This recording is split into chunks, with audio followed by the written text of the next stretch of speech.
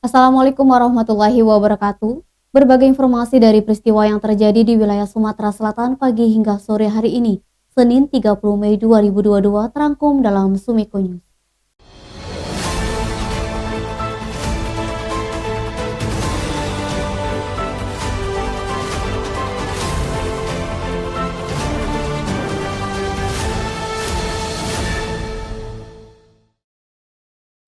Ketua Perhimpunan Dokter Hewan Indonesia Provinsi Sumatera Selatan, Jafrizal menyarankan dan mengharapkan agar konsentrasi mengenai tempat penjualan hewan kurban.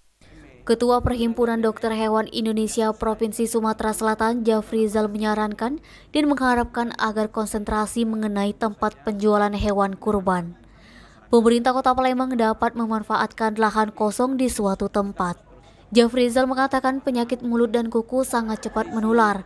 Jangan sampai tiap kecamatan membuat pasar atau tempat penjualan hewan kurban sendiri. Ditakutkan penyebaran virus PMK jadi tidak terkontrol. Jafrizal menuturkan perlu ada tenaga medis yang diturunkan untuk mengontrol tempat penjualan hewan kurban.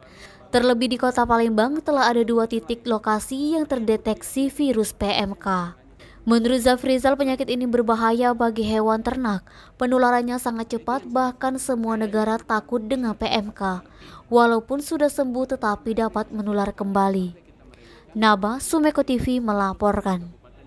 Penyakit mulut dan kuku sudah masuk ke Kota Palembang sejak seminggu yang lalu.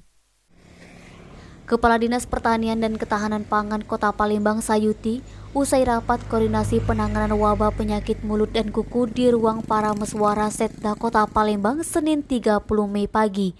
Ia mengatakan telah menerima surat dari hasil uji laboratorium di Lampung yang menyatakan sapi di Kota Palembang terdeteksi virus PMK. Sapi yang terdeteksi ada di wilayah Kecamatan Ilir Barat 1. Sayuti mengungkapkan pihaknya telah mengambil langkah-langkah pencegahan.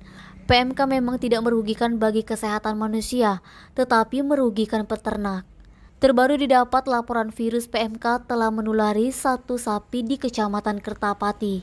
Untuk di Kecamatan Ilir Barat 1 ada 3 kasus, yang mana 2 sapi dipotong dan 1 sedang pemulihan.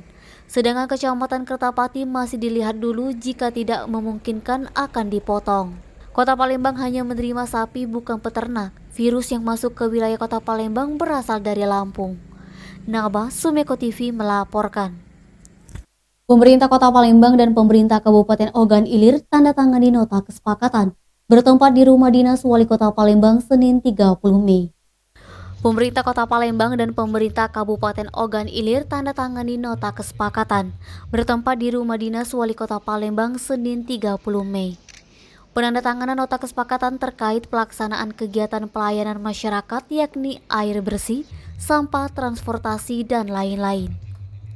Wali Kota Palembang Haji Harnojoyo mengucapkan terima kasih atas dukungan dari Pemkab OI Sumsel yang telah menandatangani nota kesepakatan.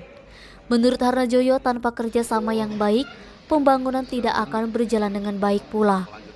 Bupati Ogan Ilir Sumsel Pancawijaya Akbar menambahkan, kedepannya bersama-sama apa yang menjadi kebijakan pemerintah kabupaten agar selaras wilayah-wilayah yang menjadi perbatasan Kota Palembang dengan Kabupaten Ogan Ilir. Denny, Sumeko TV melaporkan. Demikian Sumeko News hari ini. Jangan lupa 3M, memakai masker, menjaga jarak, dan mencuci tangan pakai sabun. Wassalamualaikum warahmatullahi wabarakatuh.